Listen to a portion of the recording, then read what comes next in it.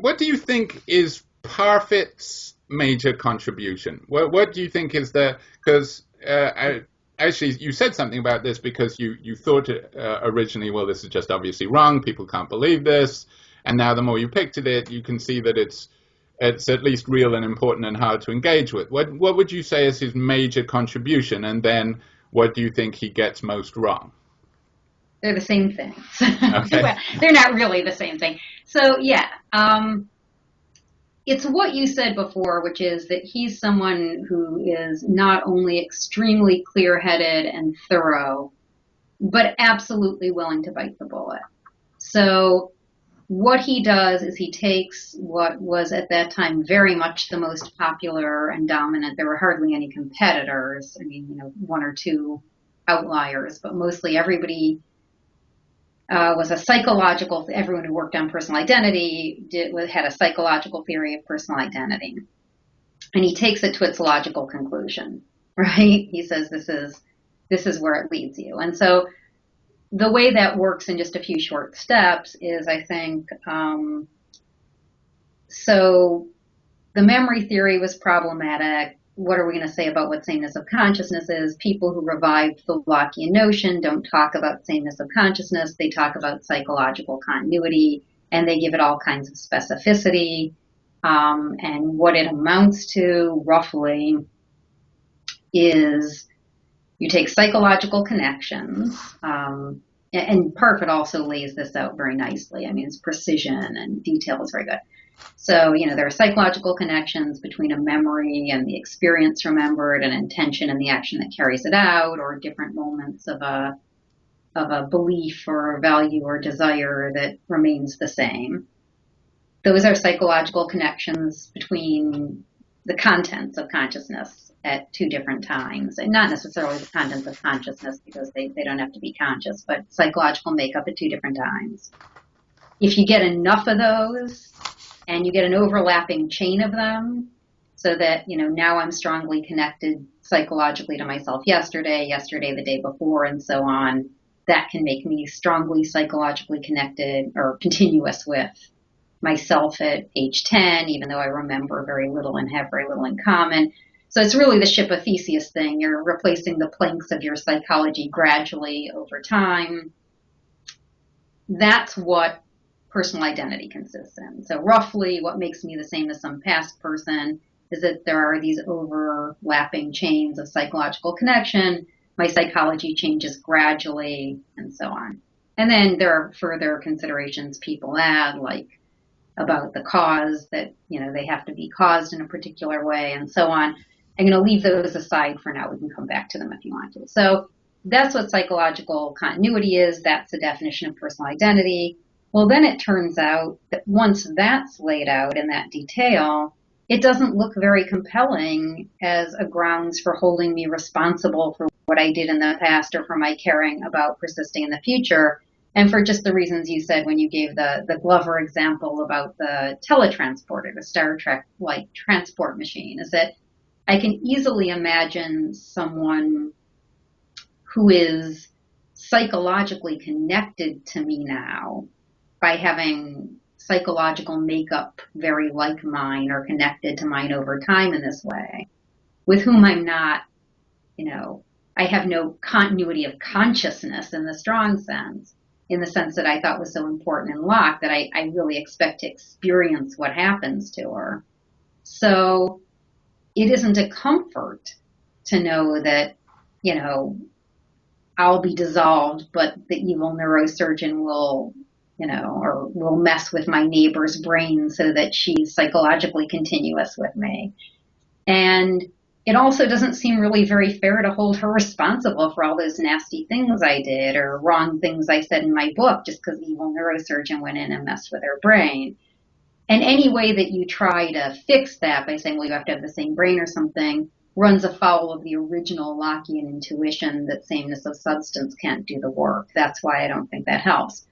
So basically, a lot of work was being done when I was, I think when Parfit's book came out, for people to explain why, given this theory of personal identity, I should be concerned what happens to my future self. because it doesn't seem to flow naturally from the relation. And so the idea was, the presumption was, given this methodological thing that we took from Locke, that if you couldn't explain why you should care about your future self on this view of personal identity, something was wrong with the view of personal identity. And what Parfit basically did was come in and say, nope, something's wrong with your view that you should care about your future self. Right. And so what he said was, look, this is the best we can do in the Lockean vein, roughly. I mean, that's how I reconstruct him. We don't directly experience the past. We don't directly experience the future. If there's going to be a psychological account of personal identity that can hope to capture, why the forensic practices, this is what it looks like, the psychological continuity theory. And guess what? You're right. Once it's laid out, it's too weak to support the practices that we connect with personal identity, of only holding people responsible for what they did, or of thinking that people have a special reason to care about their own futures in a way that they don't have a reason to care about the futures of others. Well, I thought his main problem with it, that it treats fission as a failure when it's a double success. That's one problem, right? But that problem is solvable, right? Because if you solve it, you can say, look, so that is, I think many people take that to be Parfit's main contribution, but I take it to be a step on the way to what I see as his main contribution. So the fission case, right, he says, suppose you split into, he does it with transplant of half brains, but I like it better if you do it like an amoeba, but whatever it is, right? You split into two products that are psychologically continuous with you now. Each has the relation that we think matters in personal identity, the one that would support responsibility for past actions, concern for the future, satisfy our desire to survive, and so on. So there are two of them, but they can't both be identical to me because the logic of identity doesn't permit two distinct things to be identical to one. It's implausible to say they're not two distinct things. They certainly seem to be perfectly symmetric, so you can't say one is me and not the other. They either both are, neither is. So this is the best answer to the question of what happens in fission, is that I cease to exist. But I cease to exist in this special way in which, instead of there being none of me in the future, nobody connected to me in the future, there are two people connected to me in the future. But that's certainly at least as good as ordinary survival. It has everything we want in ordinary survival. So right, so he's saying that the best answer, if you're committed to a view of personal identity, if you're trying to save personal identity, right, the best answer that you can give is that you cease to exist, but everything we care about continues, so it's silly to say that, so we should give up on this commitment to personal identity. But later on, he says something that I think is even stronger and that moves me even more, which is, okay, so in fission, this relation of psychological continuity is still supposed to carry everything you care about. But then later he considers this question, what he calls the extreme claim, this objection that laid bare the relation of psychological continuity doesn't seem strong enough to support what we care about. That doesn't seem like enough for survival, for responsibility, and so on. Now, what example do you think best illustrates this? Something like the Glover case, because there is continuity, but once it's put that starkly, I see that person and say, I don't care about that person. I see that person as a pretender or something. Yes. But couldn't you just say, then I think the usual move is just to say, well, there's something wrong with the causal connection. Clearly, transporters destroy what's important. But otherwise, wouldn't I have the same worry about, me a second from now? And Parfit thinks you should. So this is the thing. Okay, so here's the thing, right? So you want to say there's something wrong with the causal connection, so you need to have the continuity caused by the same brain, let's say. But the original Parfitian insight is merely having the same chunk of meat isn't enough, right? That's not going to do it for you. And the reason that that's not going to do it for you is because it's the phenomenological or experiential connection you care about, not the causal basis for it. So what you need to do is guarantee the right kind of experiential connection. And then what you want to say is, well, we have it in everyday life. So whatever's causing it here seems to work to do it. Right. But you don't have it in teletransportation. Right. And I think what Parfit does is challenge you to say, well, if there's a difference in the quality of experience, not just the cause, because the cause isn't the relevant factor for what we care about. What we care about is the quality of experience. So if there's really a difference in the quality of experience, tell me what it is. Describe it to me. Because anything that you give me in day-to-day life, I can give you in the replica on Mars. And this is supposed to be a deep experiential difference between what happens when I really continue and when I'm teleported. But for whom is it an experiential difference, right? It's not different for the replica. It's not, I mean, there's no experiencer to have a different experience. So I think what he's saying is we're looking for something. We presume there to be something, he goes Hume from luck, roughly, right? We're looking for something, but if we try to look, at it very, so the way I think about it is something like this. He's got this branch line case. But what if you just say it this way? Well, you're saying that it turns out when you get teleported to Mars, it's not you and Mars.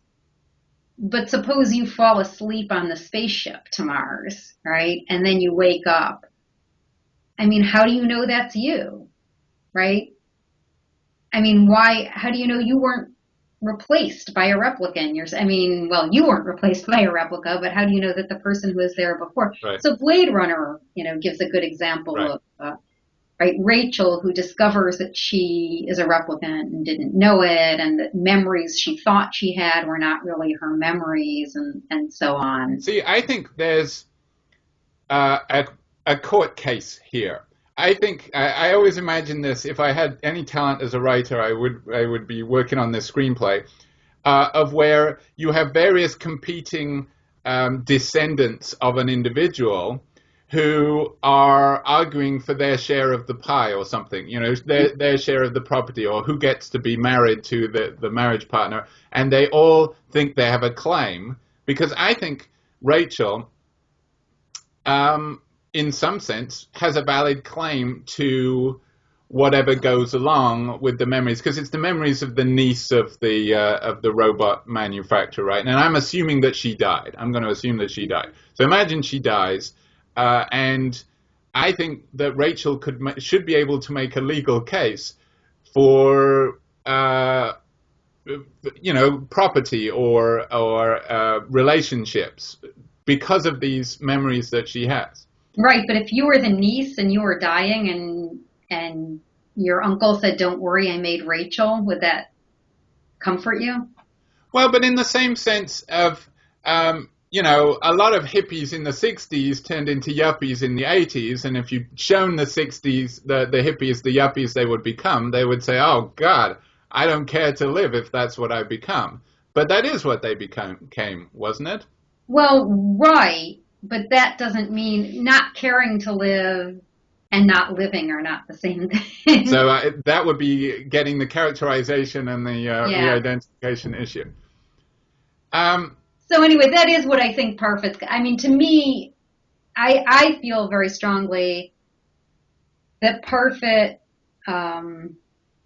what he says in the end, the phrase of his that really, sticks with me. I mean, I take your point, and I think, it's complicated, but the thing that really sticks with me is at the end he says, and this was the part that I thought was wacky and that I thought people would just reject. He says, we think that, being killed and having a replica is worse than ordinary survival. but it isn't. It's as good as ordinary survival. Well, he says it's the same. There's no big difference between dying and having a replica and ordinary survival. And he's saying, but that's not because having a replica is as good as ordinary survival. It's because ordinary survival turns out to be as bad as having a replica. And it's actually this that gets to the glass tunnel thing. You know, this is when he gets all Buddhist and says, I mean, as far as I understand Buddhism, which is not at all. So sorry about that. I'm going to ignore it. But he... You can edit this part out. Good, I'm glad. Because Dow Jones calls me every day at about this time. They don't believe I have a job. So, I'll stop in a second. All right, so this is where he goes to the glass tunnel and to his practical, right? What he says is, roughly, our practices concerning persons have been based on the assumption that there's a deep unity in the life of a single person. And as it turns out, it's a very loose unity in the life of a person, or at least far looser than we thought. There's no deep metaphysical unity of a life. There's only, and there really is sort of just Hume, these associations and so on. And so he says, well, once we know that, and this is not what Hume said, right? But once we know that, everything changes. So from a personal point of view, he says, I used to be scared. This was the part that I just couldn't, accept. I used to be scared about dying, but now I'm not scared about dying because all that means is that there won't be someone in the future who has certain types of psychological connections to me. And I used to be worried about future pain, but now I don't care. It just means, in the same way. And then for him, the big payoff, right, is support of consequentialism against the objections from distributive justice and autonomy and so on, right? This idea that there is no deep unit of compensation or justice or so on that goes over the course. My relations to other people are not so different from my relations to my past and future self. So, for instance, smoking becomes immoral instead of imprudent because I'm visiting potential disease on some future person to whom I'm only loosely related, and so on. So I don't accept any of that. But it seemed to me he laid down a really serious challenge. I mean, he really did show that the way people were going at it, trying to show that somehow this relation of psychological continuity could do the work, was not working. It wasn't going to pan out, and there was no obvious other direction to go. So, well, that's a good segue for your narrativity, your narrative self-construction view. So perhaps you could sketch out the view in its initial form in this one. Yes. So that is the one. So the idea was to go back to this. So to go back to Locke, right? Because as I said earlier, I didn't think Locke was talking about memory.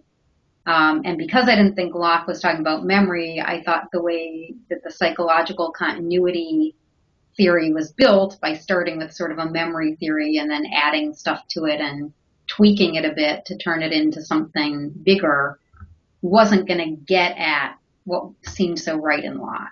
And so I thought what seemed right in Locke was this idea that of appropriation, that I make these past and future experiences mine, and I do it by taking them to be mine. And when I take them to be mine, they play a role in my life that they otherwise would not. So the idea was that for better or worse, what seemed to me helpful in thinking about this was a notion of narrative. And one of the reasons that I chose the notion of narrative is that what seemed to me particularly wrong about the way psychological continuity theorists were going around about things was that they were starting with a kind of ontology of person slices. There's this idea that you've got these individual moments in the life of a person, a time slice of a person, and what that meant was very different to different people. Not everybody gave it a lot of ontological heft, but still the vocabulary was you start with a person time slice at one time, you look at a person time slice at another time, and you ask yourself, what relation do they have to one another to be part of the same person? And so you're starting with these very individual subjects, right? These very discrete subjects. and you're trying to find the glue that will put them together, and Parfit effectively says there is no glue strong enough to get you what you want. So my idea was you have to take a more holistic approach. Replace glue with knitting. Right, replace glue with knitting, or with tapestry, or with stew at one point, or soup. Something where there's a sense that the whole is prior to the parts in some important way. And narrative seemed to me a very good example of this, because the unity of a narrative is not this kind of unity of, you take a bunch of events and then you say, okay, I'm going to turn them into a narrative by, I don't know what, gluing them together somehow. What you've got is a story in which each event needs, or passage or whatever, if it's a written narrative, needs to be understood in the context of the whole to be the event it is. And, other people have worked on narrative conceptions of action, like McIntyre, and so on, this idea that, what I'm doing now, what I'm feeling now, what I'm saying now has to be understood in a larger context to be understood at all. And you can, sorry to interrupt, but no, please. One point in favor of this view is that we actually forget the vast majority of things that happen to us, and this would seem to be a huge tragedy. We're losing ourselves if you go with a straightforward consciousness view. But what you can say is those weren't part of the narrative. That's why they're not important. I would say they are part of the narrative. Okay. It's just that, right, they don't have to still be there to be part of the narrative. So they were removed by the editor. Well, no, I don't even mean that. So I wouldn't even say that exactly. So in other words, what you mean is I don't need to remember them for them still to be there? To be mine, yes. To be part of my narrative. So in other words, if somebody shows me that I did something wrong and I've totally forgotten about it, I can't disavow it just because I don't remember it. Right. I mean, if they show it to you and there's proof, it would be very strange for you to just say, well, I don't remember it, right? I mean, them's the breaks. Them's the breaks. So, right. So there are a lot of things to say about narrative, I mean, as used in this context. So the first is, so my claim is, first of all, about personhood, right? Before we get to personal identity. What is it to be a person? And there I take very seriously Locke's idea that being a person is considering yourself as the same person over time. So I think that part of what it is, in light of, and I said a lot about this earlier, part of what it is to be a person is to understand yourself as a persisting being that has a past, will have a future, whose current state is in many ways dependent on what happened in the past, whose future is in many ways dependent on what's going to happen now. And just to, before knowing any details, just that you have that sense of yourself as a persisting being. And that this is something that we develop, we humans, and there's some psychological evidence that we develop it as we learn to narrate our days. So for toddlers and, preschoolers, parents are sitting down with them and saying, what did we do today? Who did we see? Where did we go? How did that make you feel? Then what did we do? And why did we do that, right? And so you learn to think in those terms. And as you learn to think in those terms, it's not like you are explicitly, it's narrating your life all the time. You are neither walking around saying to yourself, and then, right, I sat down at the computer to do the Skype interview, little knowing it would be the big break that would get me that Hollywood gig, right? So you're not narrating your life, you're not remembering everything. The idea is that it's a form of psychological organization whereby we automatically experience what happens to us in the context of an ongoing life about which we have a lot of information, some of which we're thinking about explicitly, a lot of which is just there in the background. So, Okay. Now, but I think the one issue that somebody would press you on this is that it seems circular. Because what you're saying is that I am the person that creates me. But how can I do that? It's pulling yourself up by your bootstraps. So a couple of things to say about that. The first is one of my favorite rejoinders to this thing about self-constitution comes from Chris Korsgaard, who says something roughly like, you look at a giraffe eating and metabolizing, right? Like a baby giraffe eating and metabolizing, and you say, look at that giraffe creating itself. How is that possible? Right? Organisms are self-constituting beings. Nobody seems to have any problem with that.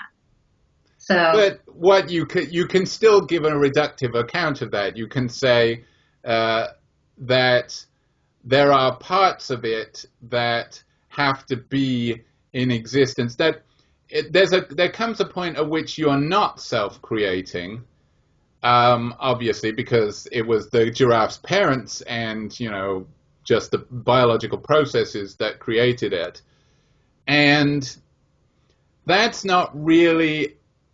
I mean, I think the difference is that this is supposed to be conscious in some way, and that so you want to say consciousness exists first of all, and then this consciousness creates persons. It seems like you still want to make a difference between the thing that has to exist for this whole process to be possible, and then the process itself. So, I mean, maybe this will help. I mean, does this make it sound more like an organism? If we go back to the thing that I said about about narrative as a developmental achievement. So the idea is, at least in this book, and I mean, much of what I say now will lead to why I ended up having to do the second one, right? But there you go. Thank you. So what happens is, on this view at least, you're not yet a person when you're born. If everything develops as normally, so we're talking about human persons here. It'll just make life easier, and then we can think about whether there could be other kinds. Right. In the preschool years, certain cognitive capacities start to come online. Still got a human there, right? And that human learns self-narration, right? And lots changes when you do that. So the idea is there's this scaffolded period in which one learns to view the world in this way and think about the world in this way. And when this matures, it leads to, the picture here was, and I still believe this, although it's a very hard case to make, really a new, qualitatively new kind of consciousness. So once you learn to do this, events in your past and future impact you in the present in ways that they don't if you don't learn to do this. And that's what makes you a person, because at this point, I'm still operating with the Lockean notion of person, where what makes you a person is the ability to engage in these kinds of high-level, self-reflective, forensic activities. So you have to be capable of self-consciousness, and you have to be capable of moral agency, and you have to be capable of prudential reasoning. And all of this, I say, becomes possible only when you learn to narrate, and because only in that way can the past and future be incorporated in your present in this very strong way that we were looking for and that Parfit says is impossible. Okay, so when you present it like that, it's primarily from a first-person point of view, because you want to say it's a different quality of consciousness. It impacts you in the present. But imagine I create a being like in Blade Runner, and she can do all of that too. I mean, and she has this whole life constructed in her, and she exists for, like, say, 5 minutes. Is she a person because of that, or do you have to add the qualification that there really has to be this being that did this, that the memories have to be correct, that they, again, that we get the causal issues, that they have to be created in the right way? I mean, does it have to be a sort of, so it's not just a first person point of view. From the point of view of someone outside, it has to be, oh, you're right about that because of these events that actually happened in time. So it's something intermediate. You have to care about being right about it. And what I mean by that is the following. So this notion of personhood is more social than Locke's, in the sense that it's hoping both to get this question about I care about continuing, which I think is sort of in your own head, but also the forensic part about it, about, you know, what's special about persons on this view is we're capable of certain kinds of relationships, moral agency, etc. So in order to do that, you and those around you have to be on the same page about a lot of things. Otherwise, it's not going to work. So I put two constraints on a narrative that's going to work to constitute you as a person. And I'll come back to the Rachel example, and it's a hard one for me, but I'll do the best I can with it. One constraint is what I call the articulation constraint, which is just that although your narrative is largely implicit, you should be able to answer basic questions if put to you. So you have to, it's running in the background, but it's not, you know, deeply subpersonal or something. So it's right. This is like your response to Galen Strawson, where you wrote that piece where you amended it and you looked at the different possible ways you could be a narrator. It could be totally implicit, so you don't know about it. It could be so that you don't think about it, but if pressed, you can say, oh yes, I did that because of this. Or it could be the skillful, the beautifully written life. Everybody's a Jane Austen character or something, right. Which you don't require. That would be no, I do not. Right, and really, I just have in mind things like if someone says, "Hey, do you have any kids?" You should know the answer to that question, right? Wait a minute. Oh yeah. Do you have a job? Oh, Dow Jones. The idea is really you should be able to answer questions like, you know, what brings you here? Do you live nearby? Things like that. And you can't always answer them, but if you can't, it should be worrisome for you if they're those kinds of questions. Now, if someone says, you know, why did you get so angry at him? The view does not require that you actually have a ready answer to that. You might say... Good, because I think the vast majority of people would fail that step. Right. So that's the articulation constraint.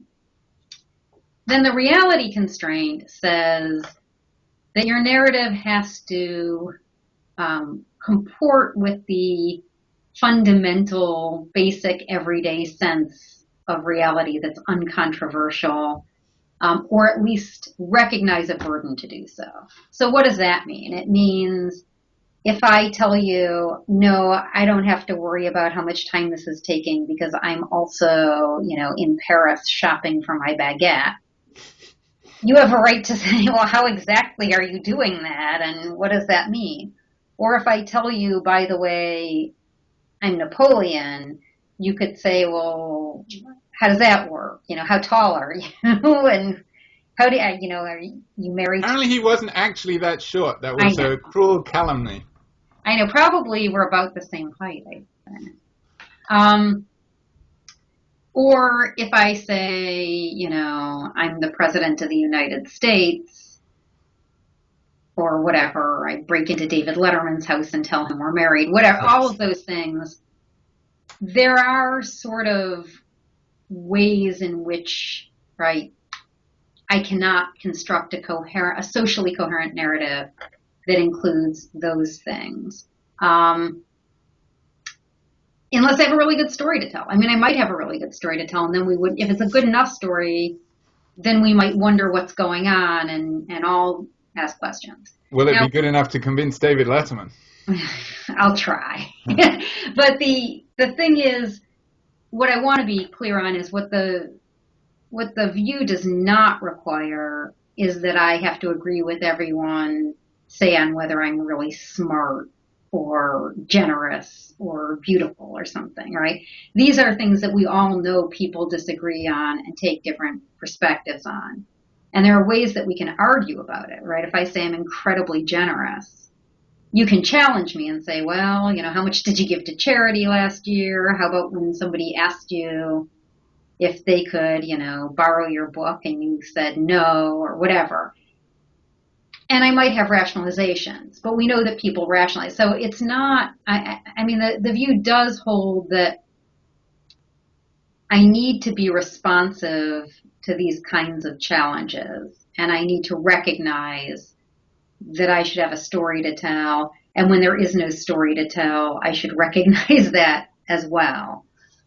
So that's the idea. And the idea is that that's required for my self-conception to do the sort of work it's supposed to of underwriting these social practices.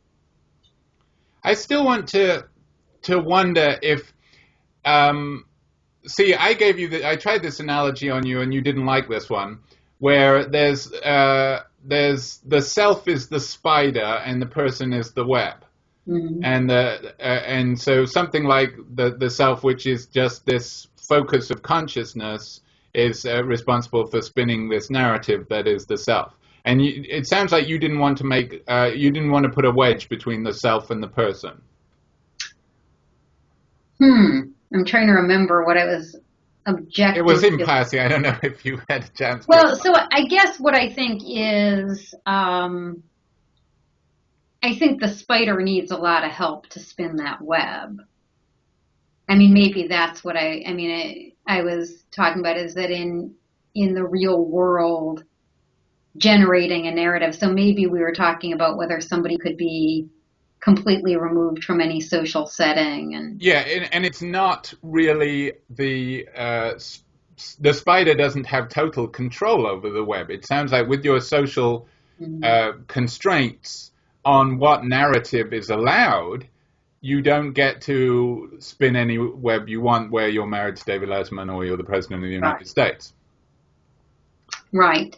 So the idea is that part of a narrative self-conception really is being sensitive to sort of explanatory burdens that others might put on you and sort of internalizing those. But see, this is a conception of narrative, again, that's supposed to